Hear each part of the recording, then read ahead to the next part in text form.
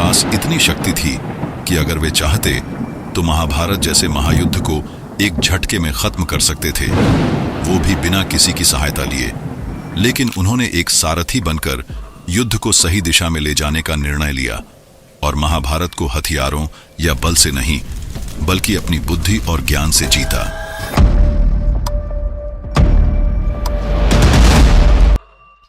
अब आप ही सोचिए, एक ऐसा व्यक्ति जिसके बारे में कहा जाता है कि वे ईश्वर के अवतार थे और जिन्होंने धरती पर जन्म धर्म की स्थापना करने के लिए लिया था।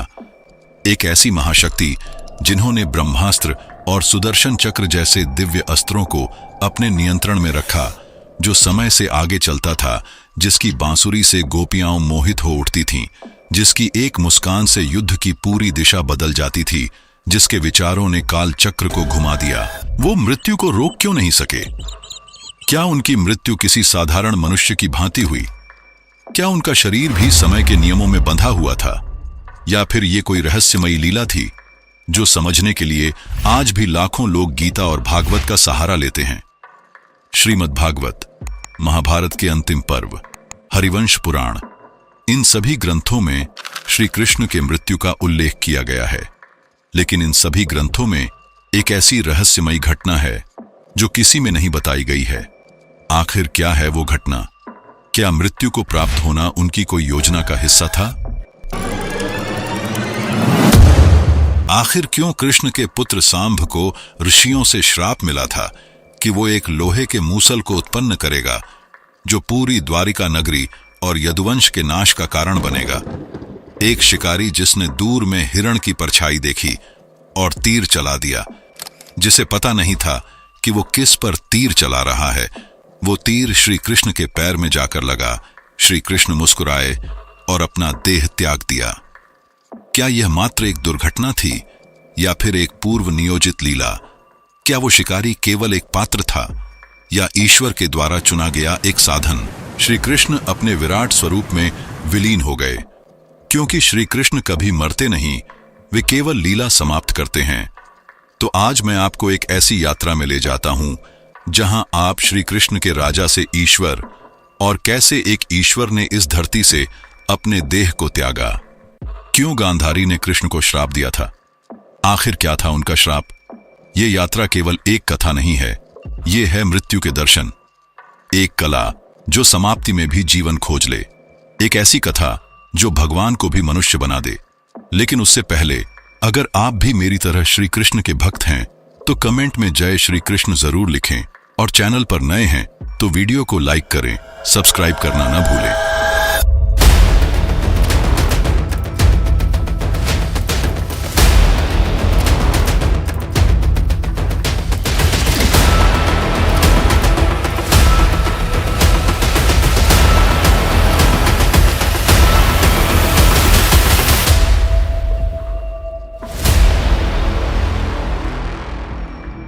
महाभारत का युद्ध अब समाप्त हो चुका था। चारों तरफ सैनिकों और वीर योद्धाओं के शव थे।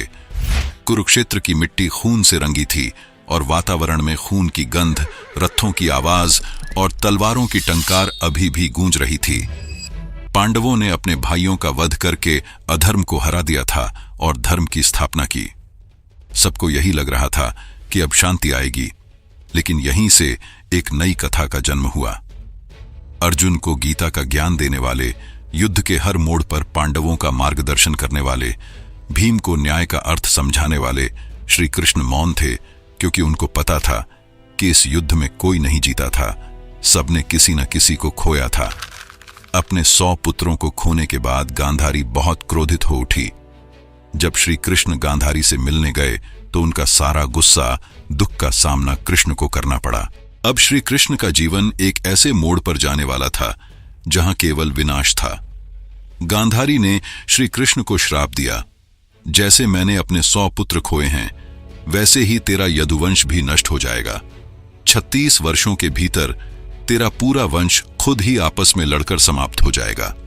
उस समय सब कुछ थम गया, लेकिन श्री कृष्ण समय के आगे रहते थे। उनको ये पता था कि एक न एक दिन उनको इसका सामना करना पड़ेगा।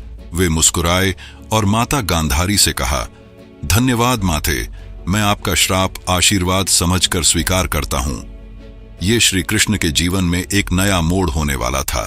वे जानते थे कि अब जो आएगा वो ये संदेश देगा कि जब कार्य पूर्ण हो जाए, जब धर्म स्थापित हो जाए और इस संसार में व्यक्ति ने जिस काम के लिए जन्म लिया है वो पूरा हो जाए, तो स्वयं भगवान को भी अपना देह त्याग धरती को छोड़ना पड़ता है।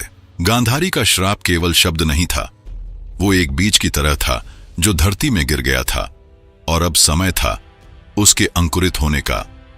श्री कृष्ण को यह पता होने के बाद भी ना ही वे उस श्राप से भागे और ना ही अपने भाग्य से मुंह मोड़ा, क्योंकि वो जानते थे कि समय का चक्र रोकना उनके लिए उचित नहीं होगा।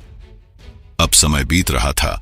द्वारिका में 36 वर्ष पूरे हो चुके थे और अब कुछ विचित्र बदलाव देखने को मिले। यदुवंशी जो कभी वीरता, संयम और मर्यादा के लिए जाने जाते थे, उनमें अब अहंकार ने जन्म ले लिया था। कृष्ण की अनुपस्थिति में, यानी उनके मन से हट जाने के बाद, उनके कुल के युवाओं ने धर्म के मार्ग से धीरे धीरे मुंह मोड़ना शुरू कर दिया। शक्ति का घमंड उन्हें अंधा करने लगा और तब एक ऐसी घटना घटी जो द्वारिका के विनाश की पहली सीढ़ी थी। एक बार कुछ यदुवंशी सांभ, प्रद्युम्न और उनके मित्र ने यह सोचा कि आर्षियों का मजाक उड़ाया जाए, तो उन्होंने सांभ को स्त्री के वेश में तैयार करके साधुओं के पास पहुंचे जो भगवान की आराधना और ध्यान में लीन थे। सांभ और उनके मित्रों को यह मजाक लग रहा था और उनका मजाक बनाने के लिए सांभ ने प्रश्न किया, हे मुनियों, बताइए इस स्त्री के गर्भ से कौन सा पुत्र जन्म लेगा? वे अपने बल का प्रदर्शन कर रहे थे। साधुओं से झूठ बोलना, उनका मजाक बनाना, ये उनका अपमान होता है और वे सब ये भूल रहे थे कि साधु महाज्ञानी होते हैं। उनकी दृष्टि केवल शरीर तक सीमित नहीं होती, वे मन एवं भविष्य भी पढ़ सकते हैं। और तभी उस अपमानित मन से साधुओं ने क्रोध में श्राप दिया, यह नारी वेश में जो व्यक्ति है वह एक लोहे की मूसल को जन्म देगा और वही मूसल बनेगा तुम्हारे वंश के विनाश का कारण। समय बीतता गया और वो घड़ी आई जब सचमुच सांभ के पेट से एक भारी लोहे का मूसल निकला। यदुवंश के लोगों ने देखा और घबरा हो उठे। उग्रसेन जो वहां के राजा थे, उन्होंने ये आदेश दिया कि उस मूसल को पीसकर चूर चूर करके नदी में बहा दिया जाए ताकि उसका प्रभाव खत्म हो जाए। लेकिन साधुओं का श्राप कभी व्यर्थ नहीं जाता। मूसल के छोटे छोटे कण समुद्र में विलीन नहीं हुए। समय बीतता गया और उसी बुरादे से समुद्र तट की घास उग आई, नुकीली, तीखी, कठोर, जैसे अग्नि के लिए तैयार हो। श्री कृष्ण सब देख रहे थे। उन्हें सब पता था कि जो यदुवंशी कुल सबसे शक्तिशाली माना जाता था, वो अब घमंड, अहंकार की राह पर है और उसी घमंड में जलकर सबको राख कर देगा। और जब मूसल तैयार हो चुका था, चाहे वो लोहे की छड़ हो या शब्दों की तीखी धार, तब कोई रोक नहीं सकता। अब केवल उस दिन का इंतजार था जब भाई भाई एक दूसरे के दुश्मन बन जाएंगे, एक दूसरे के खून के प्यासे हो जाएंगे और श्री कृष्ण कुछ नहीं कर पाएंगे। उन्हें खामोशी से अपनी ही लीला का सबसे दुखद अध्याय देखना होगा। समय बीता और उस मूसल ने अपने आप को समुद्र के नीचे छुपा लिया था। सबको लग रहा था कि खतरा टल गया, लेकिन उनकी बर्बादी का हथियार धीरे धीरे तैयार हो रहा था। जैसे कोई नदी के ऊपर से देखे तो उसे सब शांत लगे, लेकिन अंदर उसका बहाव भयंकर हो रहा हो। द्वारिका अब भी अपनी भव्यता में चमक रही थी। यदुवंशियों के ऊपर शक्ति, वैभव और घमंड का ऐसा बादल मंडरा रहा था कि वे अपने ही कुल की मर्यादा भूल चुके थे। एक दिन बहुत बड़े उत्सव की तैयारी समुद्र के तट पर की गई, जहां सभी पुरुषों को बुलाया गया। सांभ, प्रद्युम्न, अनिरुद्ध और बहुत से वीर, सब शाही चल रहा था। फिर शुरू हुआ मदिरा सेवन। हर कोई मदिरा को पानी की तरह पिए जा रहा था। किसी की भी चेतना उनके वश में नहीं थी। धीरे धीरे सब एक दूसरे की बुराई करने लगे। किसी ने किसी के राज खोले, किसी ने किसी की पत्नी का अपमान किया और यही शब्द अब हथियार बन चुके थे। हर कोई एक दूसरे का अपमान करने लगा था। तभी एक व्यक्ति ने कठोर मूसल, नुकीली जैसी समुद्र के किनारे वाली घास को उखाड़ा और हमला करना शुरू किया। देखते ही देखते सभी के हाथों में वो हथियार बनकर एक युद्ध में बदल गया, जहां एक भाई ही दूसरे भाई को मार रहा था। श्री कृष्ण शांत खड़े थे और सब देख रहे थे।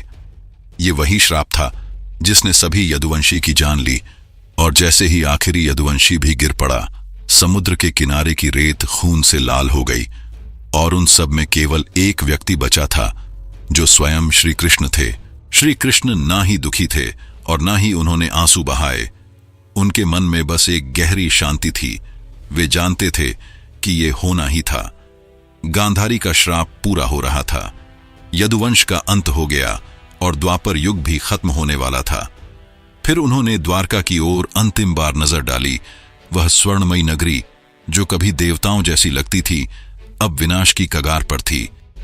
उन्होंने बलराम, जो उनके बड़े भाई थे, उन्हें समुद्र की ओर जाते देखा, जो शांत और मौन थे। धीरे धीरे वे भी समुद्र में समा गए, जैसे कोई शक्ति जो अपने स्रोत की ओर वापस लौट रही हो।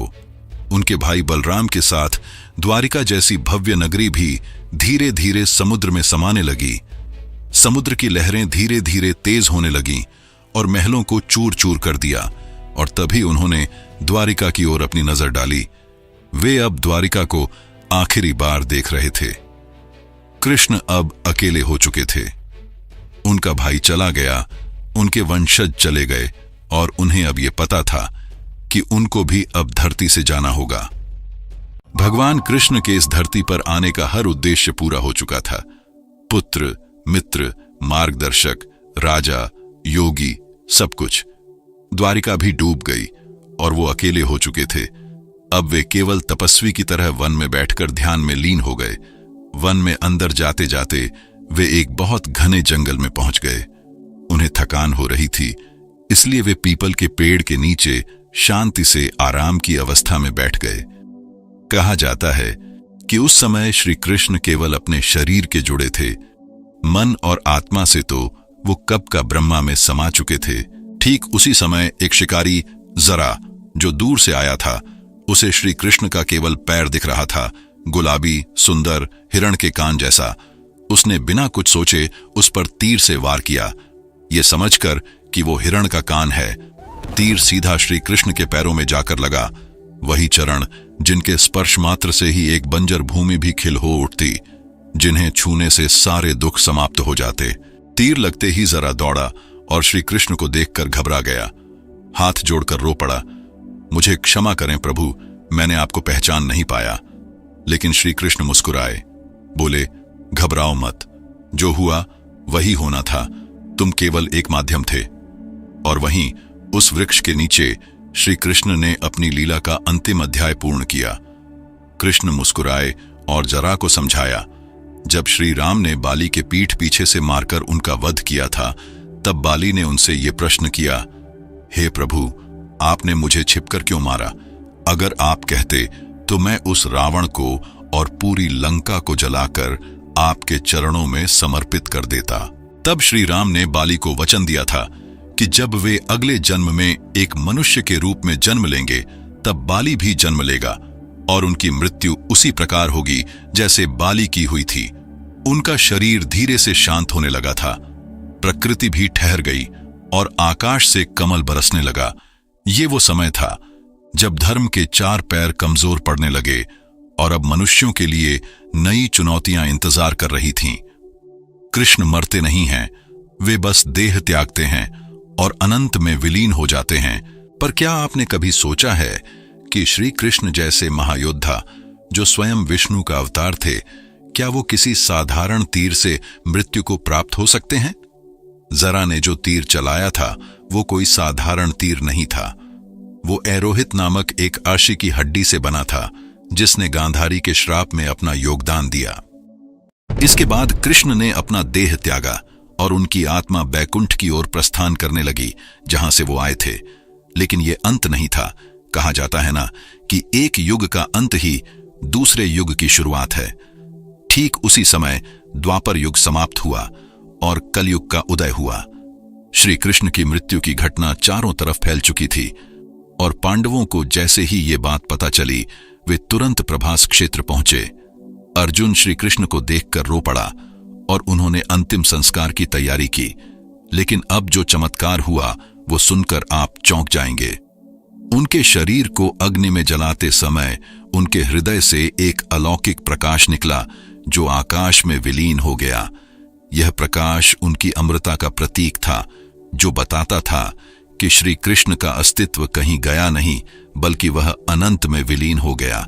पुराणों के अनुसार सत्य, दया, तप और दान ये धर्म के 4 स्तंभ माने जाते हैं, जो द्वापर युग में बहुत शक्तिशाली थे। लेकिन कलयुग में ये सभी स्तंभ कमजोर हो जाएंगे, जहां लोगों के मन में झूठ, लोभ और अहंकार हावी हो जाएगा। लेकिन ये तो सत्य है कि जब जब अधर्म हावी होता है, उसे रोकना जरूरी होता है। श्री कृष्ण ने यह भी कहा था कि ये अंधकार हमेशा नहीं रहेगा। उन्होंने ये घोषणा की थी, जब जब धर्म की हानि होगी और अधर्म बढ़ेगा, तब तब मैं अवतार लेकर इस पृथ्वी पर आऊंगा। यह वचन उनके कल की अवतार के रूप में साकार होगा, जब वे फिर से धर्म की रक्षा के लिए आएंगे। श्री कृष्ण की मृत्यु के बाद पृथ्वी में एक भयंकर बदलाव आया। इंसानों को नई चुनौतियां जैसे लालच, हिंसा और भ्रम का सामना करना पड़ा।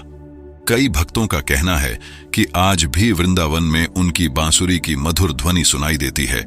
कुछ कहते हैं कि कुरुक्षेत्र के मैदान में जब कोई धर्म के लिए संघर्ष करता है तो वहां उनकी मुस्कान दिखाई देती है। लेकिन अब आपके मन में यह सवाल जरूर आएगा कि श्री कृष्ण अब कहां हैं? उन्होंने तो अपना देह त्याग दिया, द्वारिका भी समा गई। क्या वे सचमुच चले गए? इसका उत्तर हर व्यक्ति के लिए अलग हो सकता है। आप अपने विचार कमेंट में लिखें। मेरा मानना है कि कृष्ण कभी शरीर तक सीमित नहीं थे। वे एक विचार थे, एक चेतना थी जो समय और स्थान से परे है। उनकी मृत्यु हमें यह सिखाती है कि जीवन केवल देह का नाम नहीं, बल्कि आत्मा का सफर है। उन्होंने हमें यह सिखाया कि कर्म हमारे जीवन का सबसे बड़ा भाग है। चाहे वो कोई साधारण इंसान हो या कोई देवता, वो जन्म लेता है, अपने कर्म करता है और उस कर्म के आधार में उसका जीवन निर्धारित होता है और अंत में मृत्यु को प्राप्त हो जाता है। चाहे वो भगवान ही क्यों ना हो, जो समय को भी अपनी उंगलियों में नचा सकता हो, मृत्यु से कोई नहीं बच सकता। सच्चाई तो ये है कि कृष्ण हम सभी के मन में जीवित हैं। वो एक भावना है। आपने ये तो सुना होगा कि कर्म करो, फल की चिंता मत करो। चाहे जीवन में कितना भी वैभव, नाम और शक्ति हो, सब यहीं रह जाता है। तो ये थी श्री कृष्ण की मृत्यु की कहानी, जो इस कथा का अंत नहीं, एक नई शुरुआत थी। अगर आपने ये वीडियो यहां तक देख लिया है तो इसे लाइक जरूर करना और कमेंट में कैसे लगी अपने विचार जरूर बताना। हमारा एक छोटा सा परिवार भाव्य कथा 1000 सब्सक्राइबर पूरा कर चुका है और इसके लिए मैं आपको दिल से धन्यवाद बोलना चाहता हूं।